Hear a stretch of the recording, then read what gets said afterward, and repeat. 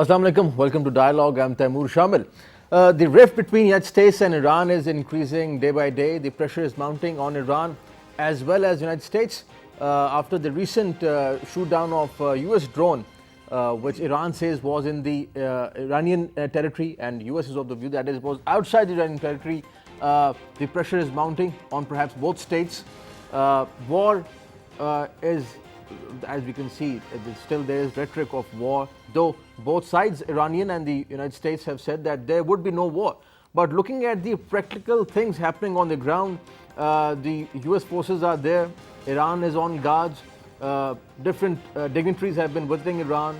In the last 40 years, this was the first time that the Japanese Prime Minister went to Iran and met the Iranian leadership, though there was nothing, as it was reported, substantial that came out of this meeting. But still, Iran holds what Iran thinks is best for Iran. US has been mounting pressure on Iran. The statements coming from the United States side are also at times very confusing. President Trump talks about pressurizing Iran, but at the same time talks about no war with Iran, but at the same time also sending in aircraft carrier in the Persian Gulf. And this all these things are going on in the Persian Gulf. Recently, the attack on the oil tankers in the Gulf of Oman also escalated the tension between Iran and United States. What is going to be the future of this whole tension, and what is going to be the implications of the tensions going on the region and specifically for Pakistan? We are going to discuss about this with our special guest in the studios. Our first guest is Mr. Raoof Hassan, renowned senior analyst and an expert on Pakistan's foreign policy and also on the regional and global politics. So welcome to the show. Very kind. Thank you, Shamil. Very kind. Our second guest is Dr. Rizwana Abbasi, around senior academician and an expert on Pakistan's foreign policy and international relations. Welcome to the show, Dr. Rizwana.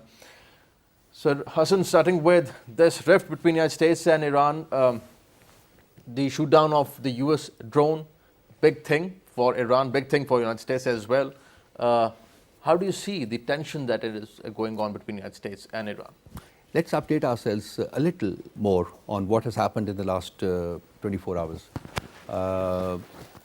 President Trump understandably ordered retaliatory action, and when that retaliatory action was underway, he had it aborted.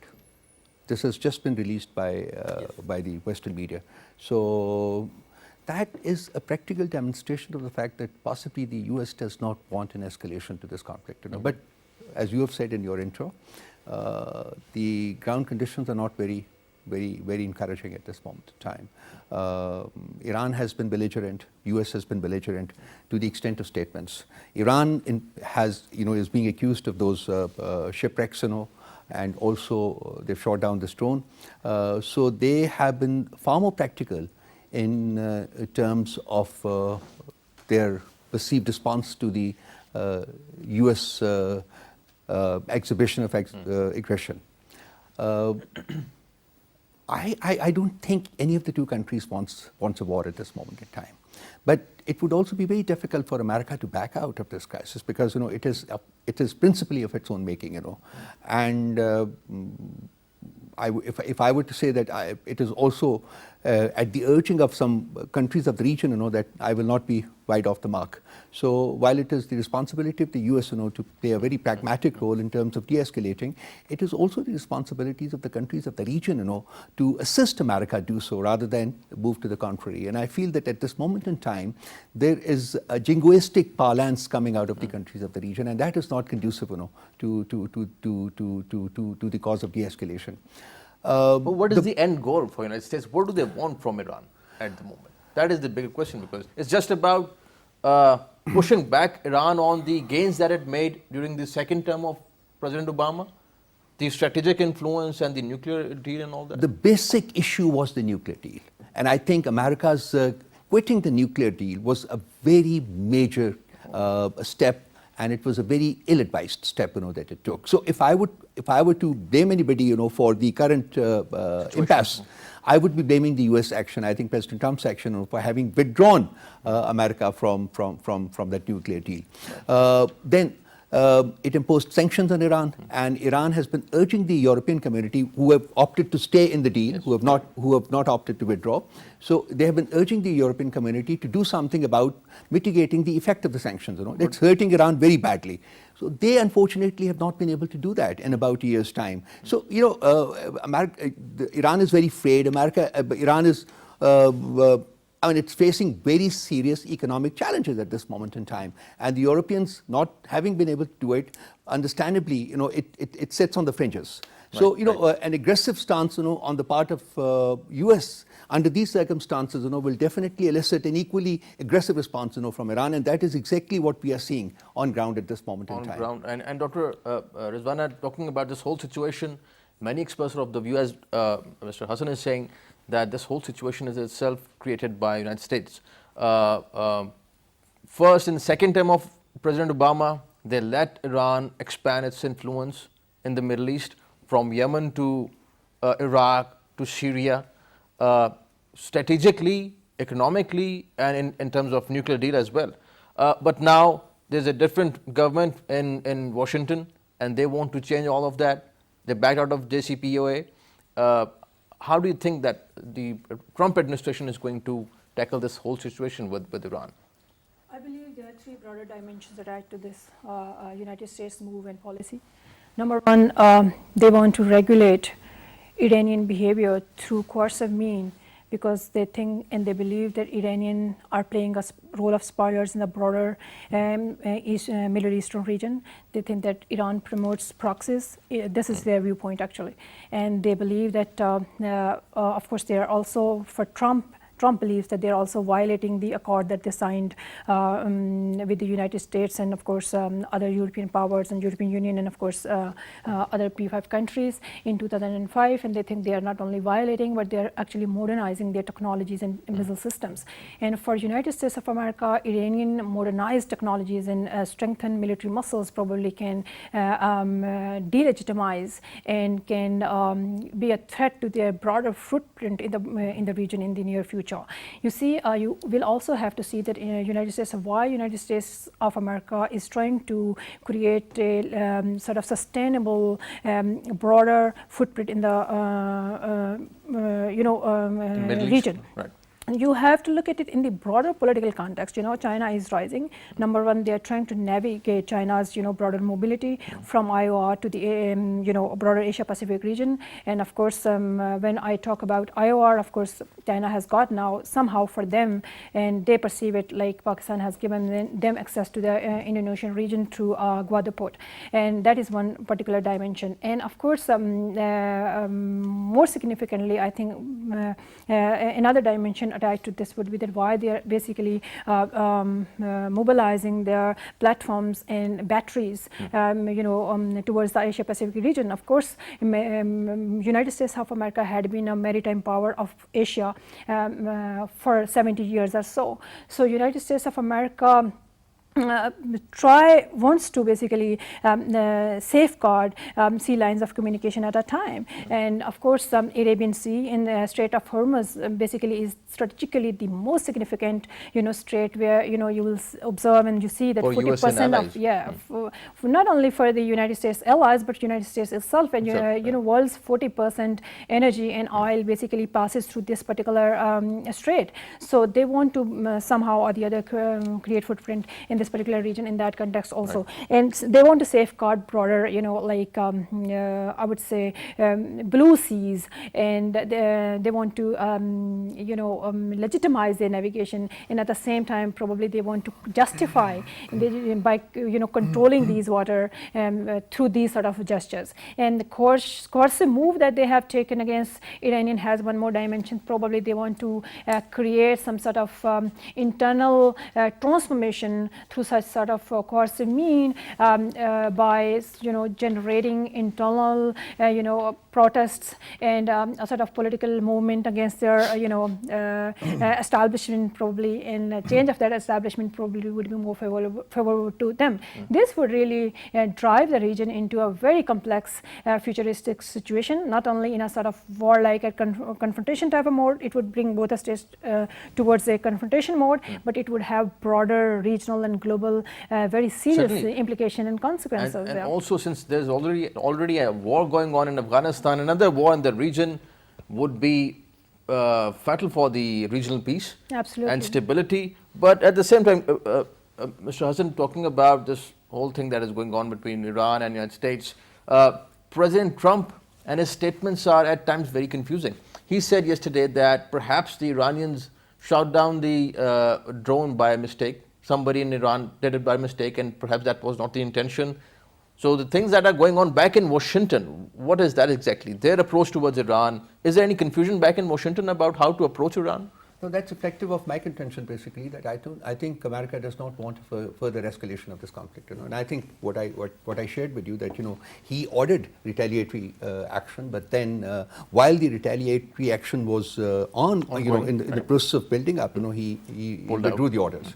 So that speaks of, and I think something else that you mentioned in your intro, Prime Minister Abbasi's visit to Tehran, I think was very, very significant, and it could be that he may have played a very persuading role, and President Trump may have agreed to listen to him in this context, because Japan happens to be a very close ally of the U.S. And I think in the context of what President Trump has done to the traditional U.S. allies, in the past couple of years that he has been in the government, I think it speaks.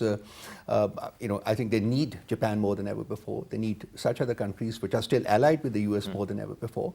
So the Prime Minister Abbasi's advice. And I think President Abbasi would never advise, for escalating the tension. He definitely would be his advice would be to de-escalate it. So I think better sense would prevail. And also, go back a couple of years, during the pre-election rallies and all that, President Trump was constantly talking about getting the boys back. He was not talking about plunging further, more boys into the war. So he was talking about finishing America's involvement in conflicts out of the American borders, Afghanistan and Syria, Afghanistan and everywhere else. So these are his pre-election commitments, to the American people. And I must concede that he has been quite true to those promises, because he has not involved American troops, in any further escalatory situations, since he assumed office of the president of the United Why States. Why this Iran thing? So, that's Iran, the question, because he wants to pull out from Afghanistan and Syria. Why would they open up another front with Iran? See, Iran has been affronting the Americans, basically. If you look at the situation in the Middle East, then what happened in Syria it was an eye-opener for America. It led to a virtual kind of withdrawal of the American troops from that part of the world. And of course, Iran was not able to do it on its own. There was the Russian involvement there also. So it reversed the tide in Syria. A tide that was flowing against President Assad's regime actually started flowing in his support, in his direction. So that was a reversal of the American intentions. It wanted continued patricide in this part of the world. But like I said, it would be inappropriate, to just keep criticizing America, because America obviously is working on the urgings of some of its close allies in the area. And most notably the Saudis and the Emiratis and other states, and of course Israel is there. So they have a traditional confrontation with Iran. The Arab-Ajam conflict is centuries old. It is nothing new. And so they have been fighting for hegemony. They have been sort of engaged in this perpetual kind of warfare, if not war itself, to gain hegemony or to gain ascendancy over the rivals. Yemen is one conflict, where the Iranians are fighting the Saudis. Lebanon is another area where they're actually fighting, and these are areas basically which were traditionally under the hegemony of the Saudis. So the Iranians have moved in to take part of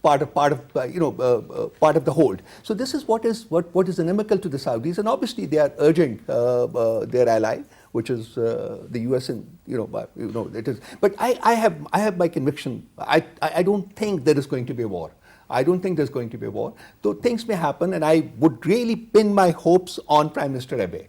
I think he's going to play a very conciliatory role, and I think he's somehow going to broker a situation whereby the two would de-escalate rather than escalate further. And this point, Dr. Rizwana, that Iran too has been a state which is expansionist at times, having influence in Yemen, Iraq, Syria, proxies as well in the Middle East, and that is very alarming for the oil-rich countries and U.S. allies in the region.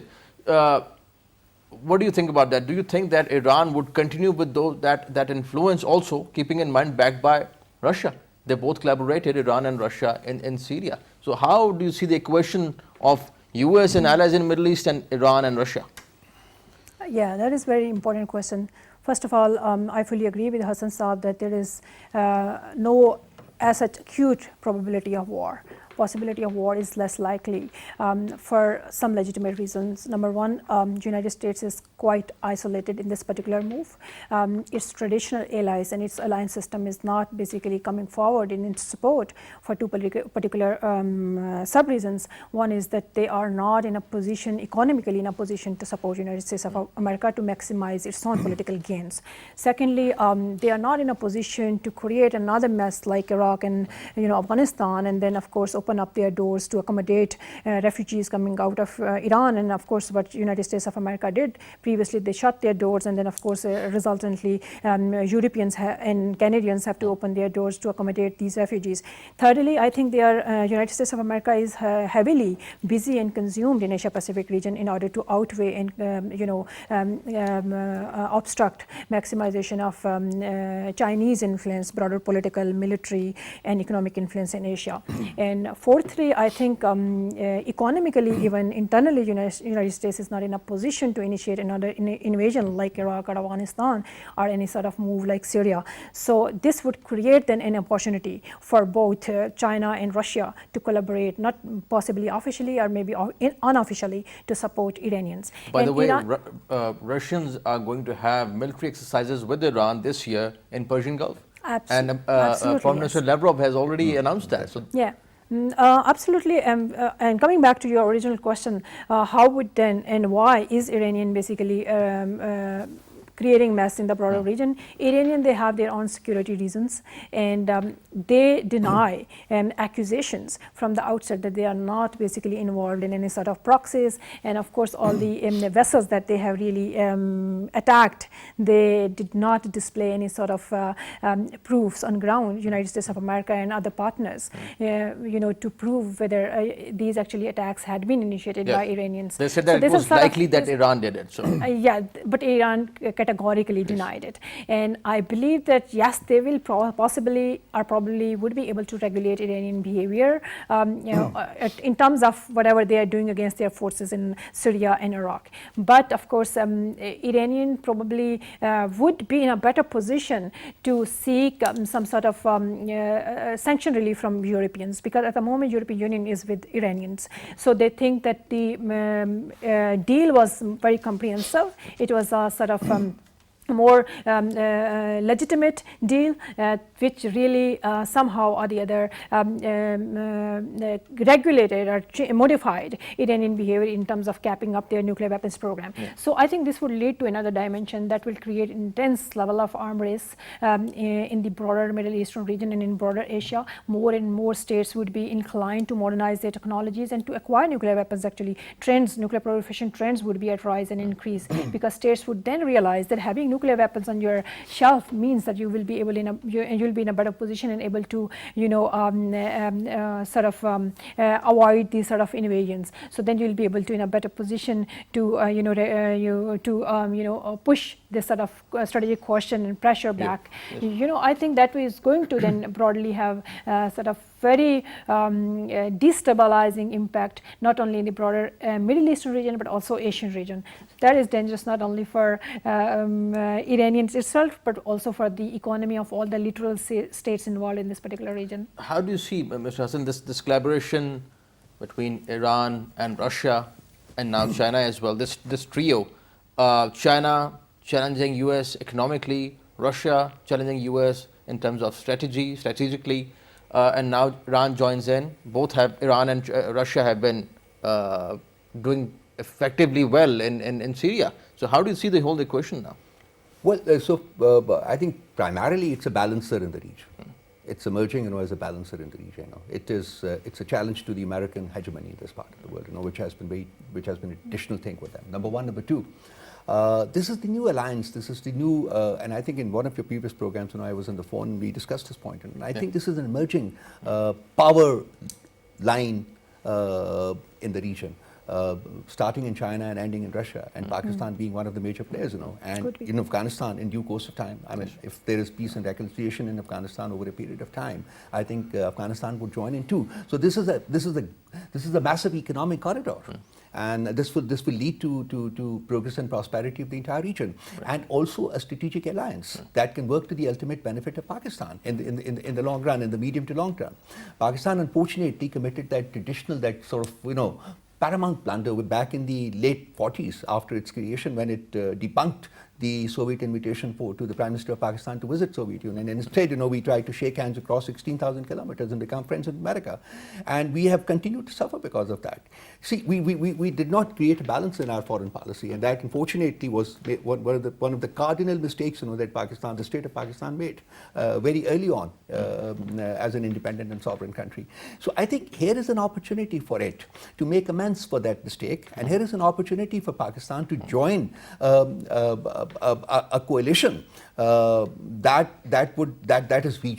is in the region, that is regional, that is close to it, that is more natural for it to join, and that is likely to benefit it far more than any aid and assistance that would come from 15,000 kilometers away. So I think this is emerging, this is gradually emerging, if not already taken shape. I would not go to the extent of saying that it is already there, but this change is occurring, and I think indications are positive. And but this is like you said, that the Russian intervention in Syria was the turning point. That was the turning point, for the Americans basically, and it was also towards the fag end of the Trump of President Obama's era, and then President Trump came. He came riding the crest of withdrawing American troops, so it kind of coincided. But that was the turning point when the Russians intervened in Syria on the side of the President Assad's regime, and Iranians jumped in also, and they had already been there. So I think. I think it's a kind of a balancer basically, and I think you needed a balancer because it was too one-sided, it was too lopsided in favor of the Western powers, and then of course the break between the US and the European community. And by the way, in addition to Prime Minister Abe, one other person who has played a very important role is Chancellor Angela Merkel. I think she was also in touch with the Americans, and news are now coming out that she possibly played a role, to have the crisis de-escalated. So we need a balanced world. Yes. We the unipolar world, possibly, the days are over now. And if over a period of time, this region can play the role of that balancer, I think it will be good for world peace. Right. We'll continue our discussion on Iran and United States tensions that are going on and implications for Pakistan. Pakistan regionally has been improving its relations with its neighbors. Pakistani officials have been visiting Iran as well recently.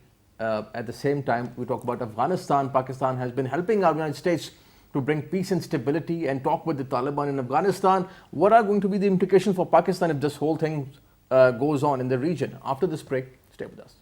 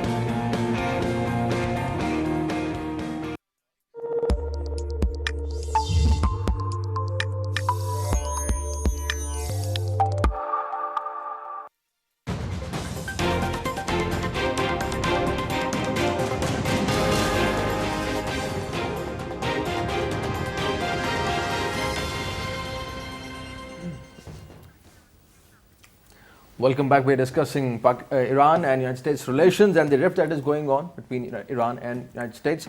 Dr. Rizwana, implications for Pakistan are very important. How are the things going to be in the region? Pakistan has been improving its relations with the neighboring countries. We want peace and stability in Afghanistan. The relations with Iran have been good, have been strong, but recently we have been improving those relations. What are going to be the implications for Pakistan? How do you see its keeping a balance between the United States and Iran? First of all, I think Pakistan played its role in the past effectively well in order to creating balance between both the countries, of course. And it's a very crucial time, I think, and Pakistan will rationally come forward and continue to play a role, a balancing role, particularly in this conflict, right? Our evolving standoff between the United States and Iran. Secondly, of course, this would have major impact on two particular aspects. One, in terms of economy. Our, of course, Prime Minister very lately visited Iran and he tried reviving relations with Iran, and of course back channel diplomacy is which says and suggests that the Americans have warned us not to initiate any transactions with Iranian, otherwise they will impose serious or punitive measures and actions against us.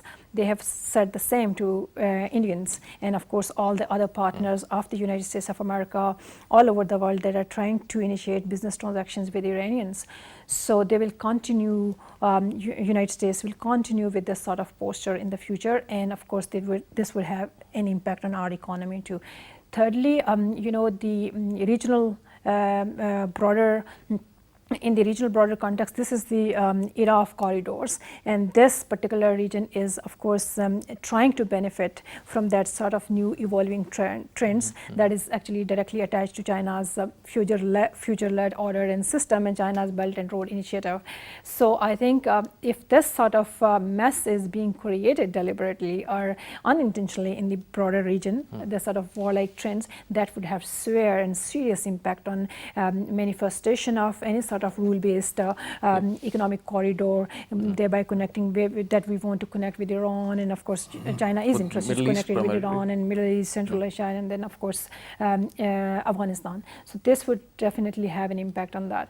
Fourthly, both of course Imran Khan, our Prime Minister, and Iranians recently, they tried striking a deal to regulate these sort of extremist and terrorist moves. Some of their elements are trying initiating attacks into our territory and ours, yes. Some actors from our territory. So the irritants are there. Yeah. So yeah. So I think this would lead to have an impact on that sort of joint security mechanism that we thought of initiating in the first place. Right. And Mr. Hassan, this connectivity is the most important thing for Pakistan and for the regional countries, primarily for China.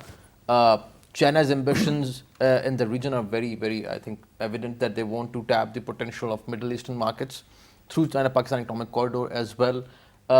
Afghanistan is a mess, as Dr. Rizwana was saying. Because of it, we cannot tap the potential of Central Asia. We can connect though Central Asia with South Asia, but Afghanistan is there.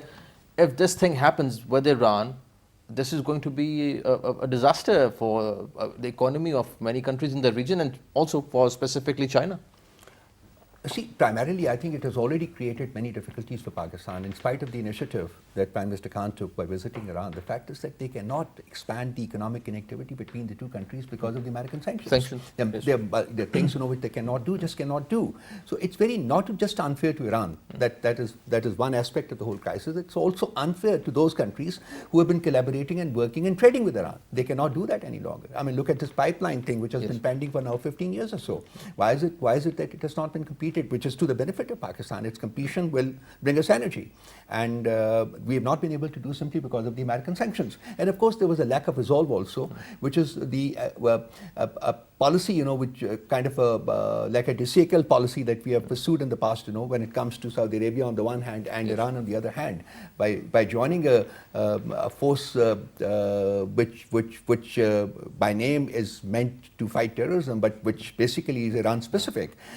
We had actually taken sides So, a balancing act on the part of Pakistan had become that much more difficult, but I must compliment the government of Pakistan that it has done its bit to do as much as is possible under the circumstances.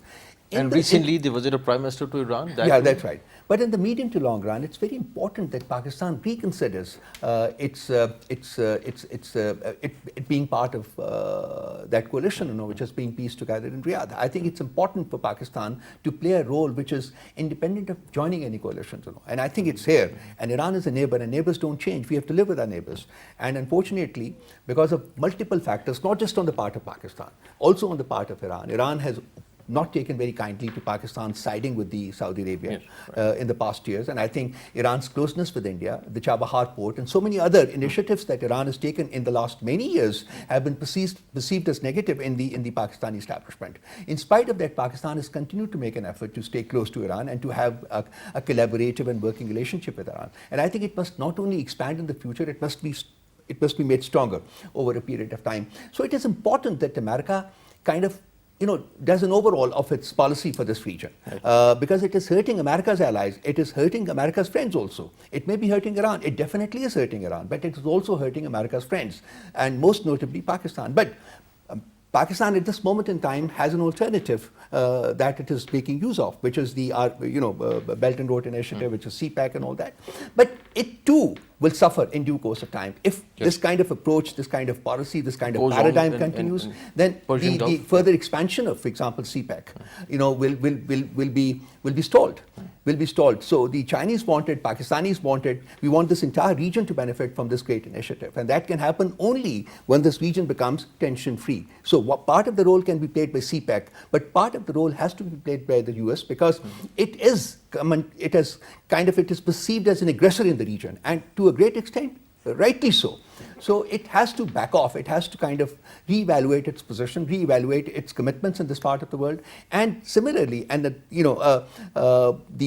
other countries of the region who have been playing a provocative role and urging America to take action, including Saudi Arabia, including the Emiratis, including Israel, they must also review their stance, their position, because escalation of conflict in this part of the world will ultimately not even benefit them. I mean, Saudi Arabia is already under a lot of pressure because of Yemen. It is already under a lot of pressure, because of other conflicts, which it is part of now. So a further escalation will definitely not benefit it. So it is time for a review on the part of all parties to the conflict, most notably the United States of America. Iran and Saudi Arabia as well, because Iran has been posing a challenge and a threat to the oil-rich countries, Dr. Rizwana, they're in Middle East. But don't you think that sanctions would have been enough to keep a check on Iran and its activities in the region, going for sending troops and B-52 bombers in Persian Gulf was perhaps a little too much?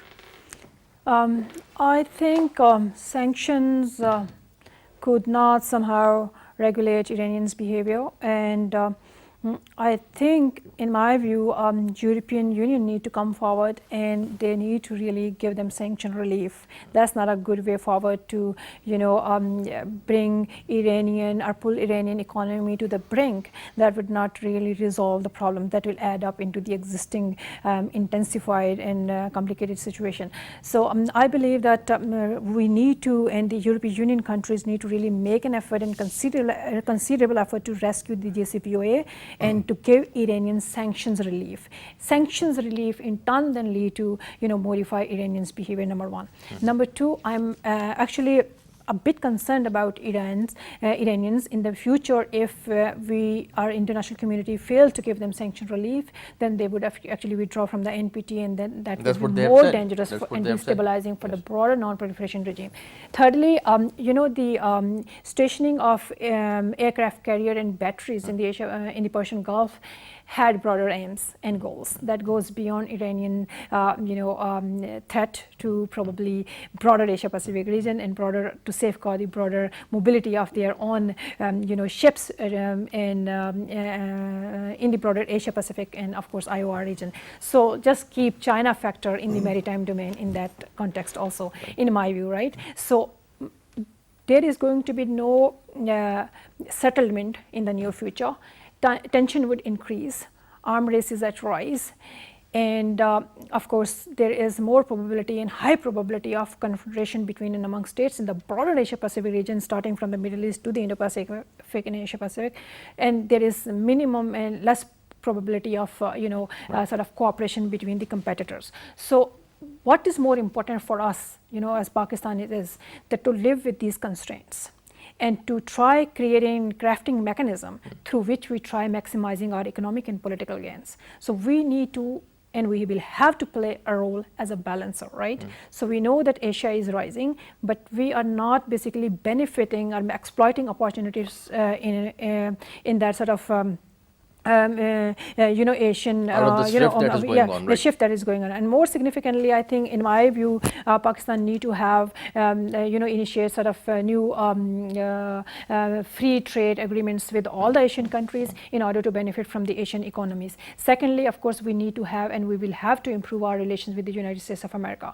So without getting into the sort of intensified situation between Iran and United States of America, we need to look into our own interests. Iran is very dear to us, but we need to, again, I would say, that play a role as a balancer, and as a very rationally we have to look into this. And thirdly, of course, arms race is at rise, and India is an important player in that game, right? So India is legitimizing mobility and maneuverability of the United States of America, not only in the broader IOR, but also in the broader Asia-Pacific region, thereby increasing and maximizing their own wealth and power. So in terms of the technologies also. So that has major impact on us. That is the third element involved in this whole process. So we have to play a very careful, crucially important role, not only in terms of stabilizing our economy, but also in terms of minimizing threats that actually lead to maximize our security, sort of burden. Right. And discussing about the domestic politics in Iran and in the United States related to the rift that is going on, Mr. Hassan, many people in Washington, they don't support this idea of going for war with Iran. And also back in Iran, people, the young generation for that matter, they want to open up with the world. They don't want sanctions. They want to improve their relations with European countries, with the United States as well. But do you think that hawks perhaps in Tehran are benefiting from this whole thing that is going on between US and Iran? And hawks back in Washington also have a larger, let's say, role and say in the policy matters? See, the Iranian regime being what it is, extremely dictatorial regime, just like the Saudis are a very dictatorial regime, that is contributing to the prospect of other countries intervening. And obviously there is unrest among the youth of Iran, just like there is unrest among the youth of the Saudis also. So it's important to know that these countries open up, and that will help their cause. But you're right, in the existing circumstances, when America is posing a threat to Iranian sovereignty, it possibly would be a short-lived victory for the hawks as long as this continues. I totally agree with you there. But it's important to know that the Iranian regime and the Saudi regime and other regimes in the Middle East, all the dictatorial regimes in the Middle East, do a bit of introspection and see exactly where are they headed. I mean, can they continue going about like this? The recently released report of United Nations, on Jamal Khashoggi is a teller. I mean, and they're seeking further investigation, and they're seeking, investigating a couple of individuals, in Saudi Arabia. So that's not good for the cause of these countries or for the larger region. And I think there has to be an overall and all-encompassing review of their internal situations, which are very regressive, as well as their role in the region. And that will possibly lead to the onset of a mechanism whereby there could be a continuous de-escalation of conflicts, leading to a broader understanding among the countries of the region. I think that is absolutely imperative, because Iran cannot exist in isolation, and similarly other regimes in the area cannot exist in isolation. So they have to initiate democratic processes within their own countries. That's absolutely vital for their own survival and for their continued progress. Thank you so much for joining us, Mr. Raoof. Pleasure having you on the show. Thank you for your time. Dr. Rizwana, pleasure having you on the show. Thank you for your time. That's all from today's dialogue. See you next time. Bye-bye.